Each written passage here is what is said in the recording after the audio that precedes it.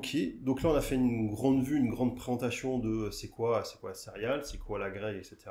Maintenant sur une ligne, tu as parlé de numéros, tu as parlé Oui. de comment est-ce que ça se traduit sur une ligne de conditionnement. Alors c'est là maintenant qu'on va entrer dans le technique Ouais, et qu'on va commencer à voir le nombre c'est là où ça va fumer du cerveau, de quoi. spectateurs partir. Non, ils sont là pour ça. Ils sont là pour ça? Bon, Ils c'est sont parfait. exactement là pour ça. Donc, pour la première chose à savoir, alors c'est des termes un peu barbares, et moi aussi, la première fois que j'en ai entendu parler, à la première réunion qui parlait du sujet, j'ai été un peu perdu. Donc, la première chose à savoir, c'est que, en fait, il y a des couches qui ont été définies pour gérer tout ce qui permet de réaliser la sérialisation. Donc, les couches, elles vont de F0 à F3. F3, on en parlera peut-être tout à l'heure, mais c'est pas sur le site. F3, c'est les autorités de santé.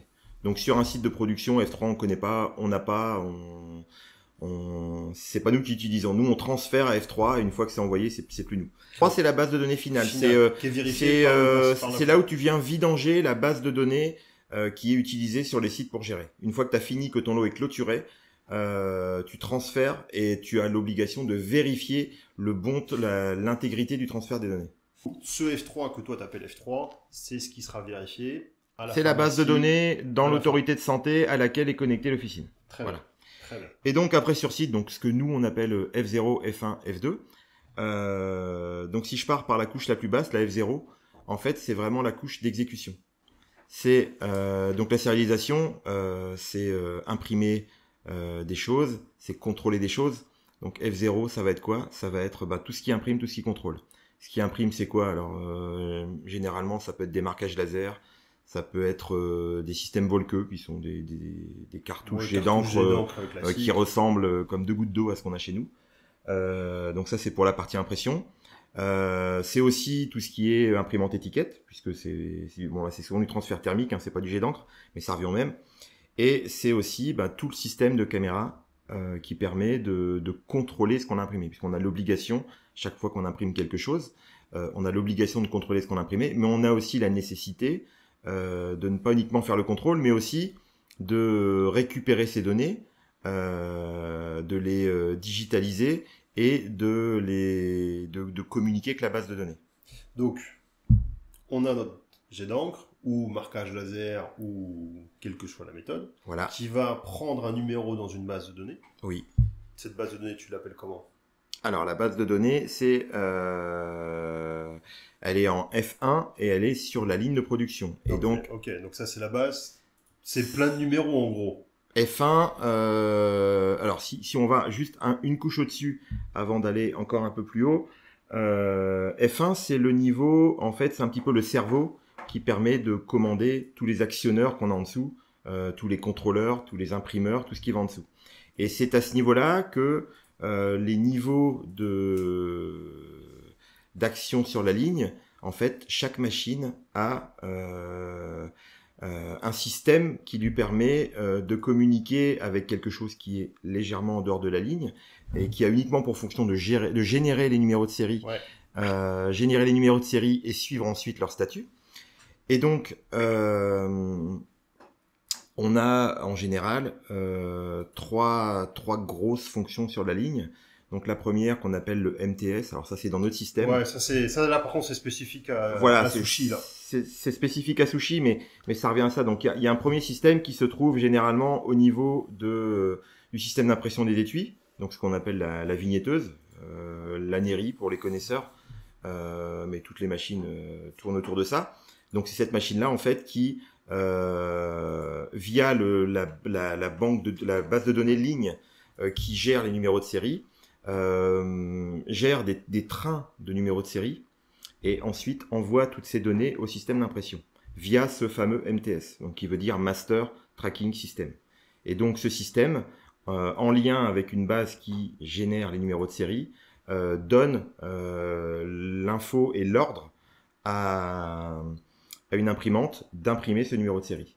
Et ensuite, c'est ce même MTS qui a en fait trois fonctions, les numéros de série, l'impression et le contrôle, qui en même temps va paramétrer la caméra et lui dire moi, le message que je viens de demander d'imprimer, c'est ça. Donc toi, ce que tu dois lire, c'est ça. Et si tu as bien lu ça, Ça veut dire que ce que je t'ai demandé de faire, ça a été fait conformément. Donc là, tu peux mettre à jour le statut du numéro de série. Donc si je résume et si j'ai bien compris, tu as un numéro qui est envoyé sur une imprimante, Envoyé sur une imprimante qui est via ce imprimé MTS, sur un étui, qui est imprimé par le encodé jet dans le d'encre. QR code, Voilà. et le même système, que toi tu appelles MTS, mais j'imagine qu'il peut y avoir plein d'autres noms, Avec ses yeux. va avec la caméra, confirmer, lire le QR code, etc. Que ce qui a été demandé a bien été réalisé. Donc il envoie la même information dans Oui. les deux systèmes en même temps, c'est je t'ai demandé d'imprimer ça, et je confirme que je l'ai bien imprimé. Tu l'as bien imprimé, et en plus, on va pas entrer dans le détail sur ça là maintenant, mais en plus je vérifie, puisqu'on parlait de Data Matrix, un Data Matrix il a ce qu'on appelle un grade, Ouais. qui reflète sa qualité d'impression. Le système vérifie en même temps la qualité de l'impression. Ça c'est super important parce que du coup cette qualité d'impression, on a différents grades en fonction de la qualité, etc. Ça doit, nous on va avoir des critères sur ligne plus restrictifs de ce qui rend en Oui. officine en règle générale, parce que Oui. pour que ça passe chez nous, il faut que ça passe chez nous Oui. de manière plus drastique pour être sûr que ça sera lu à Que 100%. ce soit lu en officine. Ouais. Oui. Donc c'est pour ça qu'on a souvent nous ce qu'on appelle aussi des IPC, des contrôles en cours, on vient Oui. vérifier régulièrement le Sachant que si on allait à l'extrême, je connais pas le système, mais je pense que même si le code n'était pas lisible, mais que le numéro de série était lisible, je pense que le pharmacien d'officine peut taper le numéro de série et vérifier le statut en ayant tapé le numéro de série. Oui, après l'objectif ça reste de faire Ça à prend la un petit masse, peu de temps. parce qu'à partir du moment où tu vas C'est saisir moins le rapide. numéro, C'est moins le coup rapide. de pas de chance, hein. C'est que tu vas saisir ton numéro et puis au final tu vas te tromper, tu vas pas mettre le bon numéro et puis tu vas tomber sur un numéro. Et tu vas dire c'est pas bon, ou un numéro conforme, ou un numéro qui est pas bon, dire Ouais. il est pas bon, je le jette. Voilà, C'est dommage, oui. Donc l'objectif ça reste quand même nous Tout à fait. industriels, on prend suffisamment de sécurité pour notre qualité de ce qu'on va exiger, qui doit être bien au-delà de ce qui sera contrôlé dans la pharmacie par la suite. On met un cran au-dessus et comme ça on est sûr que ça passe. Tout à fait. Donc l'étui au début, Première couche, ouais. Donc il arrive, Oui. il est blanc, il est imprimé. Il est imprimé, il a donc Je le prends. il arrive fermé au vignettage, Voilà. puisque Ouais. ça, l'inviolabilité, ça a été mis, alors peu importe le système, collage ou tamper evident par collage, enfin par scotch, il arrive à la vignetteuse. Là, je lui imprime un numéro de série. Je vérifie que toutes les données sont lisibles. Je vérifie que ce que j'ai imprimé correspond exactement à ce que je voulais imprimer. Et si c'est bon, ce numéro de série qui à la base était juste avec un statut attribué. Ouais, c'est ça. Sa première j'ai définition. essayé de me rappeler des statuts tout à l'heure. C'est chaud. Enfin, ouais. Mais vas-y, refais un petit cours de statut. Parce que... Faut que je révise aussi parce que Ouais, on est d'accord. ouais. En fait, c'est attribué. J'ai pris un numéro. attribué, ça veut dire que alors quand on n'a pas parlé de la couche F2, mais attribué, ça veut dire que par rapport à un OF que j'ai généré initialement, on en parlera tout à l'heure, par rapport à un OF que j'ai créé initialement et envoyé sur la ligne avec une quantité de numéros de série qui correspond à la quantité d'étuis que je vais produire, tous ces numéros de série commencent avec un statut attribué. Quand c'est vérifié et que la machine a bien lu, que tout s'est bien passé, dans ce cas-là, l'étui passe de attribué à vérifié. C'est-à-dire que la machine, elle a utilisé le numéro, elle l'a vérifié, c'est bon, ça part plus loin, ça peut continuer. Si c'est pas bon, la machine va éjecter l'étui et va lui attribuer... Non. Va pas lui attribuer, parce que j'emploie deux fois le même mot, va lui donner un statut écarté. Et ce statut écarté, lorsque le numéro de série a été statué écarté, il est plus réutilisable, il est perdu. C'est fini. Oui. Et il y a un quatrième statut qui est sample, échantillon. Non, mais On l'occupe plus trop. ouais, je pense que c'est des termes qui sont assez généraux, il me semble. Après, je pense, ouais. Après, on va pas Ouais. rentrer, on va pas Non, aller non, trop non, dans non. les détails, parce qu'après, il peut y avoir les agrégés, les etc., etc. Mais, Alors après, ce qu'il faut savoir, c'est finalement assez simple quand on connaît le système, c'est que quand on passe à l'étape suivante de l'agrégation, en fait, le statut de l'étui va continuer à avancer, puisqu'à la fin de l'agrégation, on aura un étui qui va être en statut conditionné, et en fait, ce qu'on vient d'expliquer pour le statut attribué, puis vérifié des étiquettes caisse, ça va être la même chose pour les étuis. On va avoir la même chose pour les étiquettes caisse en fait. Donc c'est des choses qui sont en parallèle. Mais tous ces numéros de série sont en parallèle gérés par la base de données présente sur ligne au même niveau que tous ces équipements d'impression et de contrôle. Ouais. Sur le statut, parce qu'au final, le pharmacien, je ne l'ai pas dit, mais le pharmacien, quand il contrôle ses boîtes à la réception de la marchandise par le grossiste, il doit lui décommissionner le numéro. Parce que s'il ne le fait pas, le numéro n'est pas utilisé, est toujours considéré comme étant utile, comme étant et conditionné disponible. ou vérifié si c'est agrégé ou pas. Et Oui. si quelqu'un récupère ce numéro-là, quelqu'un Ça de aura le malveillant, même statut ça que s'il avait restera jamais servi. toujours au statut. Donc il doit vérifié. forcément. Alors je Lui, sais il pas. doit il doit décommissionner. Oui. Il doit Et je sais décommissionner. même pas quelle est la définition du statut. C'est peut-être C'est utilisé décommissionné. ou décommissionné tout Ouais, simplement. pour moi, c'est décommissionné. Oui. Et il faut faire ça parce que sinon il est toujours utilisable. Ouais, Oui. et c'est pour ça que sur ligne, à la fin, c'est que tu dois tous les numéros non utilisés ou sur les rejets, etc. Il se clôture tout seul quand tu fermes l'OF. Mais tu dois les décommissionner. Oui. Tu dois les retirer de Oui. ta base de données que tu vas envoyer. Tout à fait. Même si le risque est pas grand, parce que du coup, comme on disait tout à l'heure, vu la complexité des numéros de série et qu'ils sont utilisés que sur une ligne, il faudrait qu'une personne ait l'information que ce numéro de série n'a pas été utilisé sur telle ligne. La sérialisation, elle a un côté pratique, c'est que par rapport à l'ancienne façon de travailler que les anciens ont connue, où on devait saisir des repiquages dans tous les éléments de repiquage de la ligne, saisir des codes à comparer, des choses, l'avantage c'est que maintenant, l'ensemble des équipements de la ligne d'impression et de contrôle, même quand on fait pas de sérialisation, sont gérés par le MTS. Ouais. Et donc, en fait, en une fois, on envoie toutes les données et il n'y a pas d'erreur de code à comparer parce que là, il n'y a plus de risque de se tromper, soit en préparant un composteur, soit en préparant une vision. Donc, on est sûr de ce qu'on imprime. Par contre, il faut verrouiller l'étape d'avant.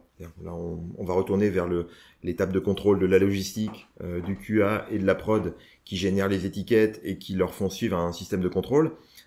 C'est bon si lors de la création de tous les composants, tout a été bien vérifié. Parce que si c'est pas le cas, malheureusement, là tu vas répéter ton erreur à tous les lots. Ça nécessite quand même beaucoup de choses sur ligne. On a parlé jet d'encre. On a parlé des caméras, un système électronique. Déjà la modification de l'encartonnage. Et en fait, c'est pour ça que j'allais y venir, c'est que là, on est sur la partie serial number, mais il y a même en amont, il faut mettre un tempère évidence, une inviolabilité, prouver l'inviolabilité. Donc, on a déjà parlé de 2 scotch ou vignettes d'inviolabilité, oui, et colle. Scotch, c'est les 2 les plus répandus. Ouais. Je sais pas s'il y en a d'autres. C'est les plus répandus. Après, c'est quoi les avantages un peu des uns et des autres? Alors moi je connais que du collage. Ouais. Vu de ma fenêtre, je pense que le Tamper Evident doit être plus facile à mettre en place. Puisque éventuellement c'est une machine qu'on vient rajouter, qu'il est facile de rajouter après, voire en dehors d'une encartonneuse. Modifier une encartonneuse, c'est une machine où il y a quand même beaucoup de mécanique. Des machines qui sont assez remplies en termes de mécanique aussi, où il n'y a pas forcément beaucoup de place disponible. Donc c'est quelque chose qui n'est pas facile. Et selon les technologies, et ça, là c'est du vécu, il y a des machines, quand dans leur conception, elles ont été conçues pour encoller des étuis, dans leur cycle de fonctionnement, même pour un arrêt normal, elles en collent et elles appliquent pour que ça se ferme. Et quand on vient de greffer une machine qui n'est pas forcément conçue comme ça, parfois on applique au début du cycle et on en colle à la fin du cycle. Ce qui fait que si la machine s'arrête mal dans un cycle, bah, tu mets la colle, tu viens pas appliquer, ce qui fait que quand tu redémarres et que tu viens appliquer, bah, c'est trop tard, la colle est séchée. Ouais. Et ça génère des problèmes. Alors il y a des parades, hein, il y a des systèmes qui ont été trouvés avec des guides mobiles qui sont montés sur des vérins, qui viennent sortir pour appliquer. Mais et là c'est encore du vécu parce que ça nous a valu pas mal de problèmes. Du coup, comme le vérin met un certain temps à sortir, un certain temps à venir appliquer la pression nécessaire au collage, on a dû changer les types de colle. On a une donnée voilà, le fameux time to contact qui a besoin d'être plus long lorsqu'on vient pas appliquer la pression dans le temps habituellement attendu. Donc ça complique pas mal les choses.